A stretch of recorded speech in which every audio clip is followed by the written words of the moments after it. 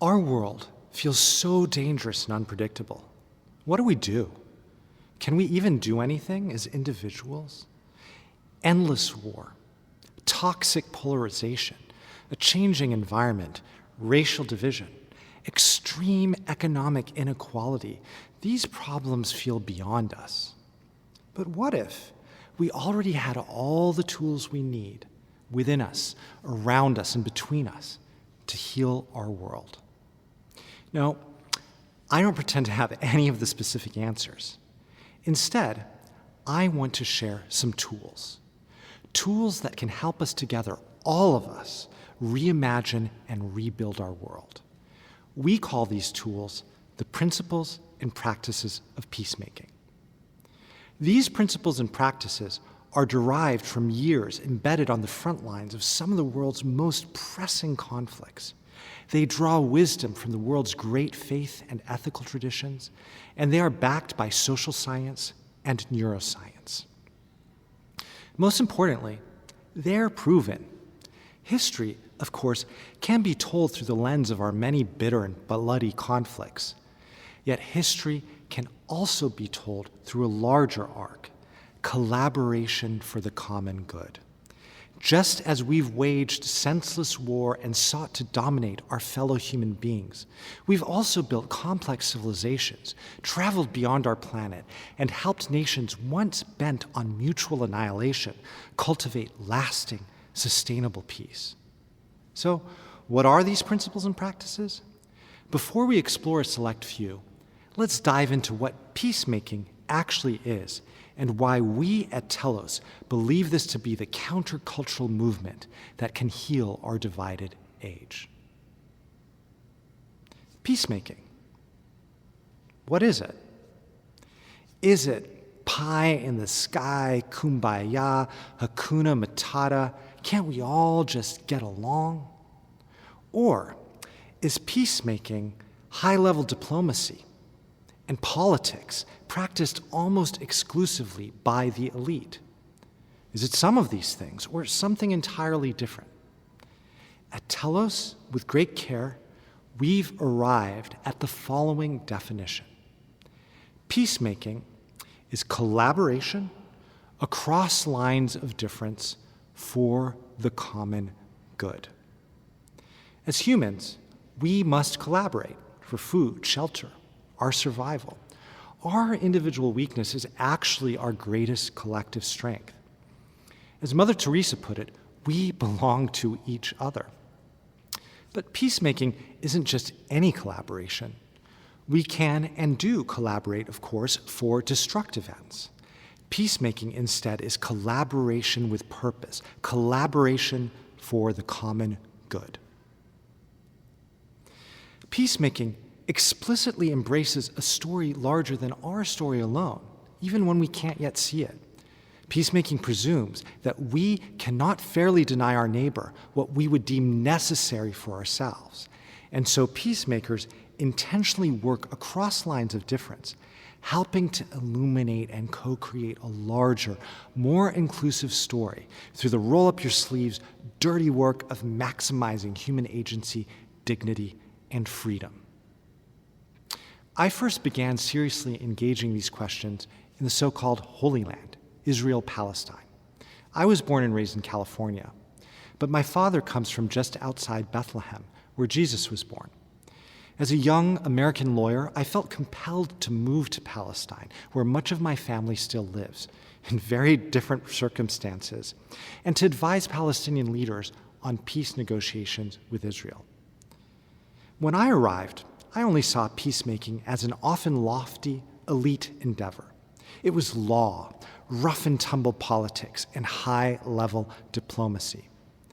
But there, I realized a couple important points. First, what was happening outside the negotiations room was often much more important than what was actually happening in it. Some of us may have seen negotiations as this exalted craft that could write new chapters of human history. But the fact is and was that the best crafted positions simply could not compete with highly mobilized groups and raw power that wanted a very different result. That was true on the ground in Israel-Palestine. It's also true here and on so many other stuck issues around the world. I remember one day specifically in Jerusalem. I had a meeting at a unique place, the American Colony. It's a former Pasha's palace converted into a 5-star hotel. I'd walked into the fabled stone courtyard and saw tables full of various groups of diplomats, well-known politicians, and civil society leaders, all having seemingly really important meetings. I glanced over at a table of journalists. They were drinking beer. One was having a bacon sandwich. Just then, the call to prayer sounded from the mosque next door. There's nothing inherently wrong with this picture, except the American Colony Hotel is in the middle of a predominantly religious Muslim Palestinian neighborhood of East Jerusalem. A few hundred feet away lies one of Jerusalem's largest and most influential observant Orthodox Jewish communities, Mea Shearim. Few people around us ate pork. Many didn't drink alcohol. So as the call to prayer sounded, I saw this seemingly unremarkable scene with new eyes. Then the negotiator class rarely agreed on little, but we did seem to settle on one fundamental truth. Leave religion out. Don't complicate an already complicated mess any further. Yet the majority of Israelis and Palestinians view their world through the prism of their faith. Leaving religion out meant leaving them out. Almost all of the people all around us, the very people we were supposedly representing. True peace only ever succeeds when it's rooted in actual community and relationship. We were right to use the powerful tools of diplomacy to try and write a better reality for Palestinians and Israelis. The massive machinery that drives multinational conflict cannot ultimately shift any other way. But we were also wrong. Wrong to sustain a primarily elite process largely divorced from the realities, hopes, and worldviews of the vast majority of Palestinians and Israelis. That disconnect may have fated the peace process to failure. You see, real peacemaking is rooted in community, in the specific and individual beliefs and cultures and practices of the people involved. For it to take root, it must permeate every segment of society. Historic agreements can and do help usher in new eras, but only when accompanied by the roll-up-your-sleeves coordinated work at every society and level of society and culture over generations. Second, I went in seeing peacemaking as something primarily academic and strategic. Quickly, I began meeting the most extraordinary people. Not fabled intellectuals, but people from often humble circumstances living out their values despite great personal cost. Human rights defenders, teachers, artists, stay-at-home parents caught in impossible situations, visionary and relentless entrepreneurs. People like Bassam Aramin and Rami El-Hanan, a Palestinian father and an Israeli father. Both had their young daughters separately killed. 10-year-old Abir by an Israeli soldier outside her school just after she bought a candy bracelet. 13-year-old Smadar by Palestinian suicide bombers in a Jerusalem market, listening to music with her also deceased friends. Bassam and Rami took these incomprehensible, irredeemable tragedies and said the story cannot end here. As part of a group of hundreds of bereaved Israeli and Palestinian families called the Parent Circle, they share their stories together over and over with a simple message: not another drop of blood in our girls' names. They're challenging their own communities to see and confront an unjust reality, one in which one group of people controls another, that they ultimately blame for stealing not just their girls, but the lives and livelihoods of so many thousands of others. And they're demonstrating that a different, nonviolent way of resistance is possible. No, it can't erase the horrors they and their families know, but that but it can take them and all of us together to a better place. Meeting Bassam and Rami and hundreds of extraordinary people like them, I began to see that peacemaking wasn't just academic, but it's a holistic practice. Bassam and Rami could not have arrived at this extraordinary place together, facing such steep resistance, even within their own communities and families, without going on a deeply personal, transformative journey. This is the case for all true peacemakers throughout history, to a person. Peacemaking need not be steeped in unfathomable tragedy, and in fact, as we'll see, adopting these principles and practices is often freeing and joyous. But for peacemaking to take root, we must embrace an uncertain journey, a journey that forces us to question all we think we know. For Rami and Bassam and so many others, Israelis and Palestinians, this actually means putting their reputations, their lives and livelihoods on the line. Peacemaking is ultimately grounded in their very bodies. But for us, it means that our work stretches from the personal to the interpersonal and ultimately to the international. It means that all of us, no matter our position or title, has an essential role to play.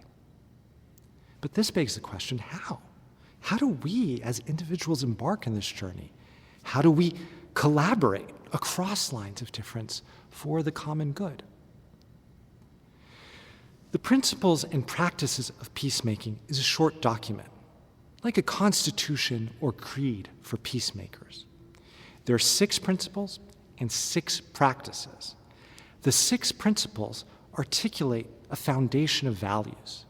The 6 practices equip us to apply those values. I'm going to run through a few principles and a few practices, things you can start thinking about and applying today. Please don't feel overwhelmed. These take consistent practice, like learning anything, to cook or a new sport. They'll never be perfected. The good news, however, is that there are literally thousands of examples of people from all walks of life, all around the world, embodying these practices every day. If you look, there are probably many extraordinary peacemakers within your own community. And now there's a growing movement of small groups of people all around the country and now the world, studying and applying, working to apply these principles and practices to some of the greatest issues of our day. The 3 principles I want to highlight are growth, justice, and relationship. First, growth. Change is always possible.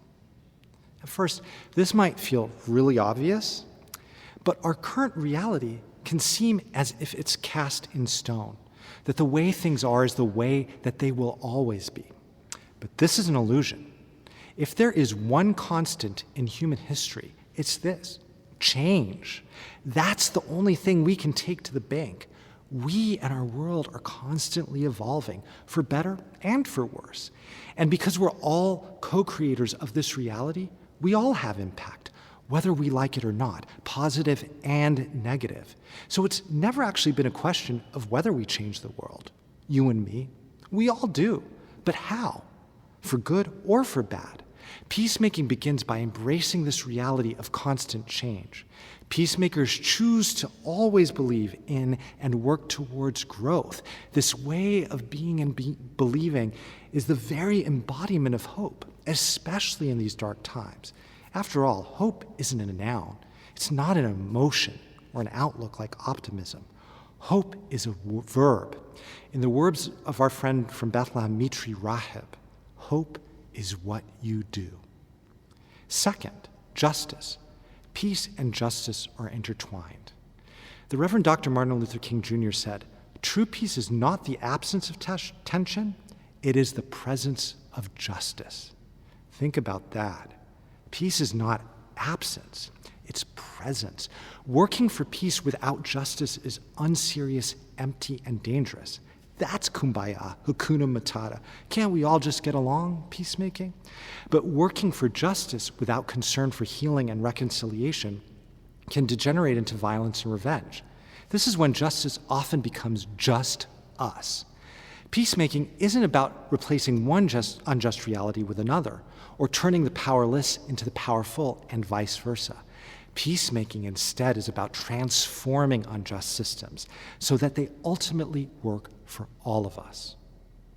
Third, relationship. Authentic relationship across lines of difference fuel transformation. Right relationship is at the core of peacemaking. Intentionally cultivating relationships across lines of difference provides space for individual transformation, nurtures empathy and humility, and it emphasizes the humanity of those different from us. Diverse relationships actually ground our ideologies, our theologies, our politics in the humanity and lived experience of others.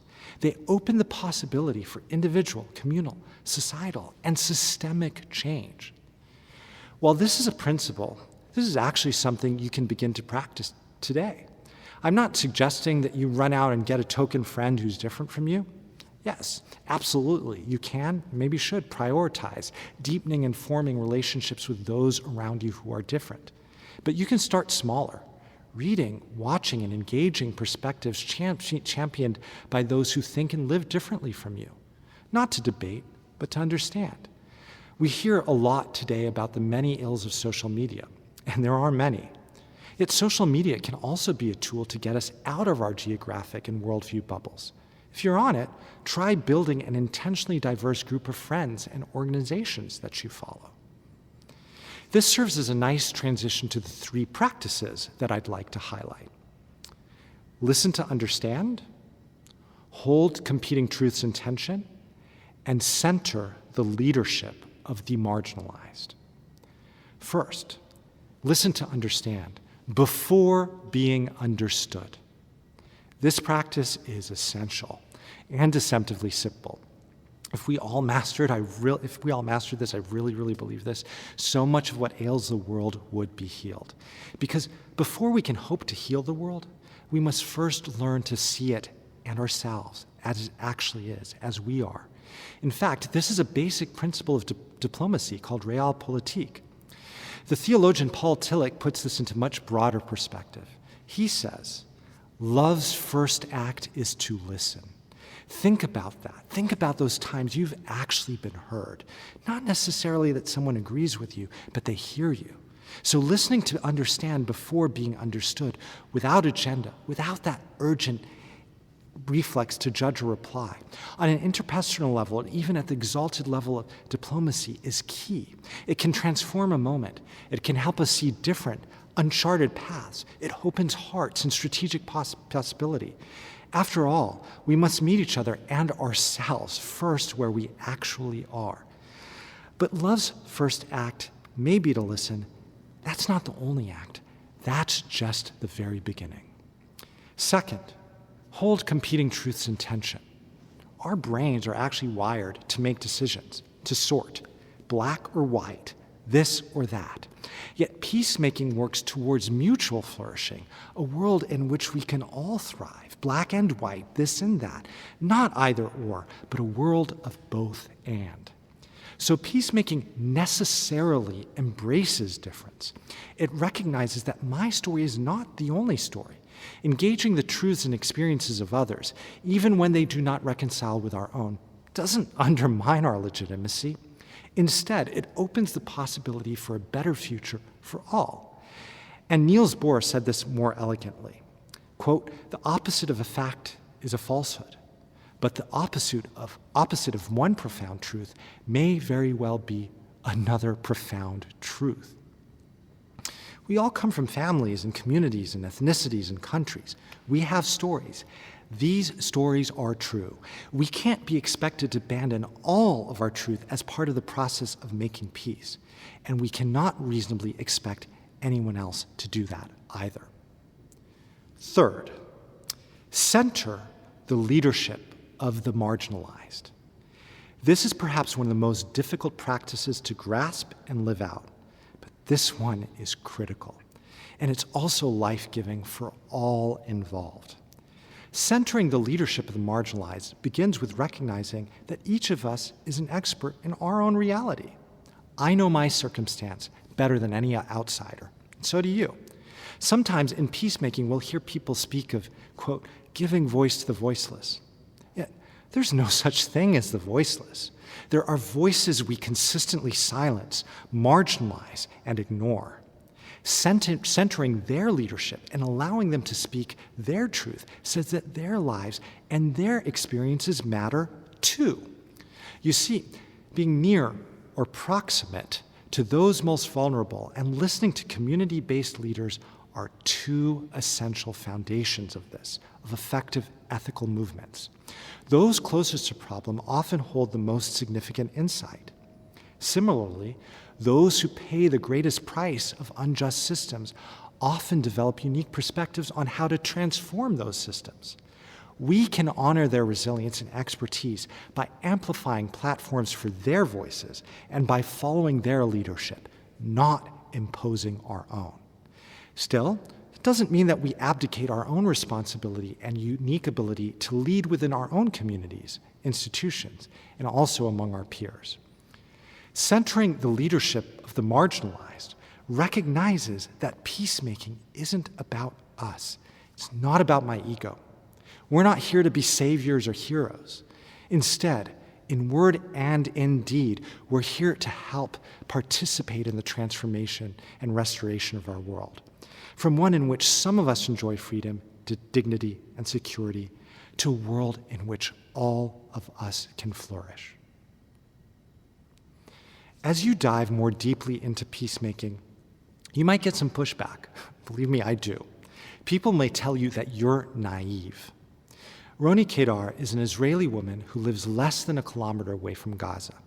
Thousands of makeshift rockets from Gaza have rained down on her agricultural community. One killed her daughter's best friend.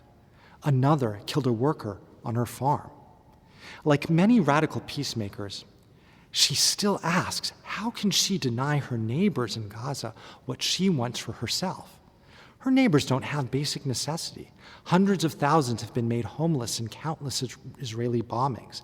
They're sealed off from the rest of the world without clean water, basic needs. Roni decries the rockets that fall in her community, but she locates this in a larger story. Roni will often say, I'm not the naive one, you are.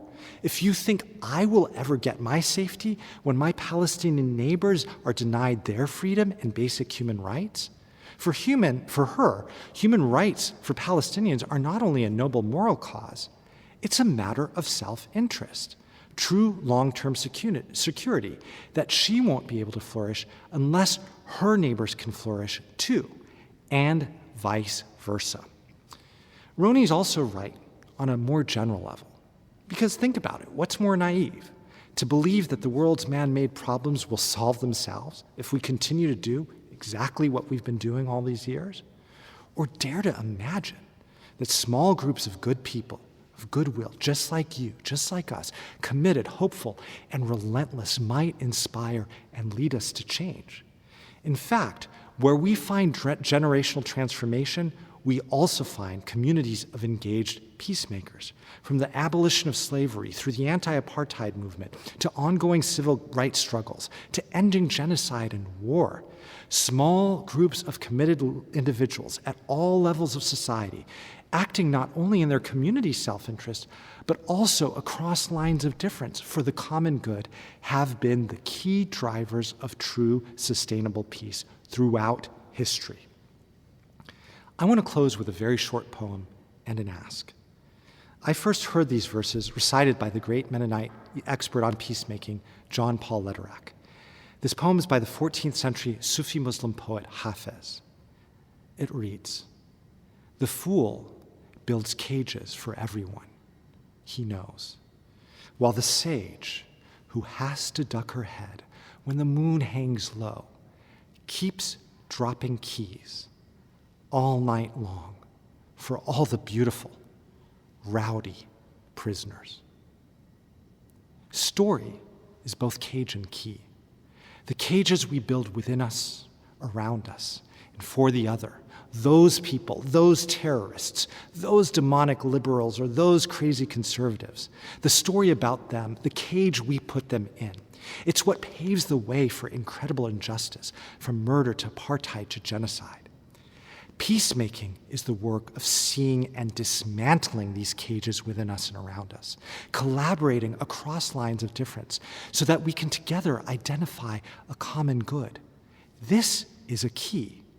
This is not easy work, but it's the stuff of abundant living. If you're even a little bit curious, please dive deeper into the principles and practices of peacemaking. Meet some extraordinary peacemakers on Telos' podcast, Undaunted. Sign up for our newsletter at telosgroup.org so that you too can see how you and your community can embark on this transformational journey of our time. Together, we do hold the key, not to make our world perfect, but to make it beautiful for all the beautiful, rowdy prisoners, for all of us.